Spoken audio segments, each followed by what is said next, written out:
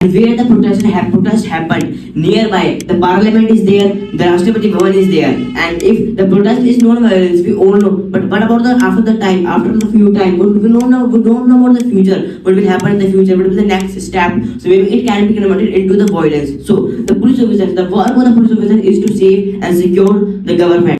No, I believe that this is not a very wrong action because according to the in the Indian Constitution, it is written that everyone has right to clean air. Everyone has right to their life, and because under the Article 21, it is said. So why is the government suppressing them, even if it is under the Constitution? It is a truly wrong movement. It is a truly wrong decision made by the government because they should, instead of that, if they were accountable, they could have solved this problem very before.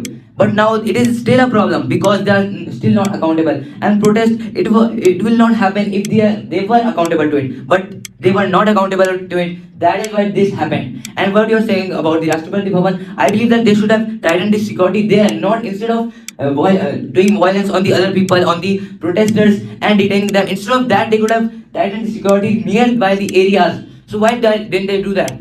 And that is why this was a bad decision by the government, and they should actually acknowledge the crisis of the Delhi that is happening.